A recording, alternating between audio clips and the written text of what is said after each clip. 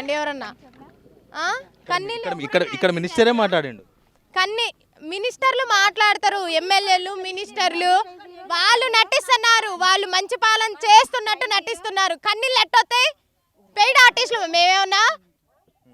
కన్నీళ్ళు ఎందుకు వస్తాయండి? ఉత్తపుణ్యానికి కన్నీళ్ళు వస్తాయా?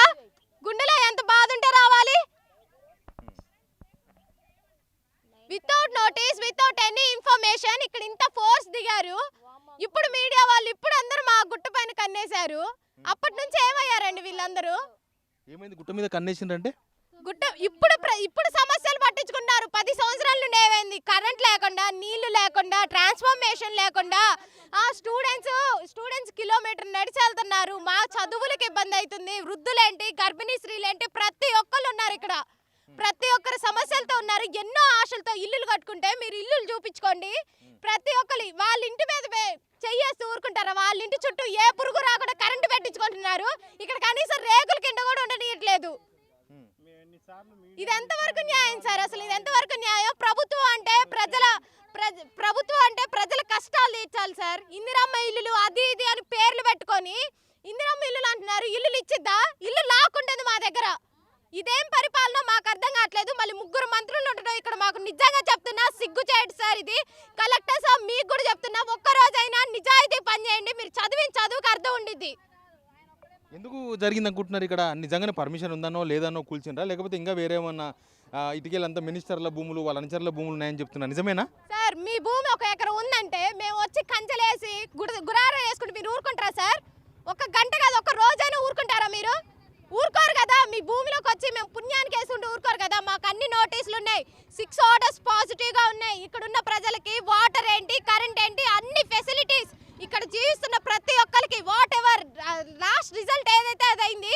ముందు 6-7 ఆర్డర్స్ ముందు మాకు స్కెటస్కో కూడా ఉంది సార్. ఇక్కడ అన్ని వాటర్ ప్రొవైడ్ చేయండి, కరెంట్ ప్రొవైడ్ చేయండి, ఇక్కడ నివసిస్తున్న ప్రజలకి తక్షణమే ప్రొవైడ్ చేయండి అని హైకోర్టు ఆర్డర్స్ ఇచ్చింది. ఈ ప్రభుత్వం ఏం చేసింది సార్? ఈ ప్రభుత్వం మేము డబ్బులు వేసుకొని మేము కరెంటు పోల్లు కరెంటు తాత్కాలికంగా పెట్టుకుంటే డీబీల్బీకి పడేయటం ఏ దొంగల ముఠానా సార్? దొంగల ముఠాలాగా ఏంది? నైట్ వచ్చి ఈ కరెంటు తీగలు కట్ చేసి మేమేం పాకిస్తాన్ వాళ్ళు వచ్చి ఇక్కడ ఉంటాను ఫోర్స్ దింపడానికి 4000 మంది పోలీసులు 4000 మంది బెటాలియన్ బ్యాచ్ దిగారు. మేము పేద ప్రజలు లేకపోతే పాకిస్తాన్ బాంబులు వేలడానికి వచ్చినాం మేము ఇక్కడేమన్నా?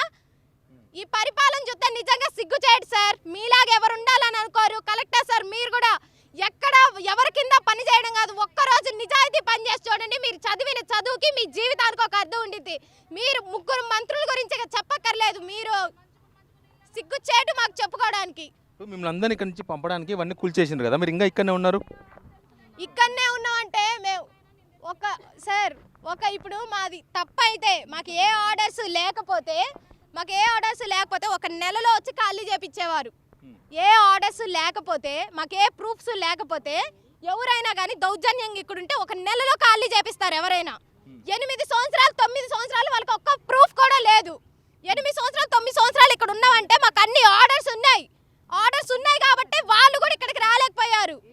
ఇప్పుడు ఎందుకు వచ్చారు? ఇప్పుడు పగడ్బందీగా ప్లాన్లు వేసుకొని ఇప్పుడు ఏంది? మొన్ననే కాంగ్రెస్ గెలిచింది, ఇంక ఎవడు వాడిని ఆపేది? ఇప్పుడు హైదరాబాద్ లో సిచ్యువేషన్ జరుగుతుంది. ఈ సంవత్సరం భూములను పెట్టుకున్నారేమో సార్, మాకేం తెలుసు. ఇప్పుడు 10 సంవత్సరాల నుంచి పిల్ల జల్లా కరెంట్ లేకుండా ఇక్కడ ఉంటున్నారు. పేద ప్రజలు కాదంటున్నారు. కన్నీళ్ళు ఏంటి? యాక్టింగ్ చేస్తారా? కన్నీళ్ళు ఎవరైనా వాళ్ళ ఇల్లు కూల్పితే ఎవరైనా యాక్టింగ్ చేస్తారా సార్? మళ్ళీ మీడియా వాళ్ళకి బుద్ధి ఉండాలి సార్, మీరని కాదు. మీడియాలో నేను ఇన్స్టాగ్రామ్స్ లో చాలా చూస్తున్నా, పెయిడ్ ఆర్టిస్టులు వచ్చారా అంటే ఎవరు సార్ పెయిడ్ ఆర్టిస్టు? మంత్రి పొంగులేటి శ్రీనివాస్ రెడ్డి అన్నాడు కదా పెయిడ్ ఆర్టిస్టులని. ఇక సార్ ఆ పార్టీకి ఈ పార్టీకి వాళ్ళు ఏంది?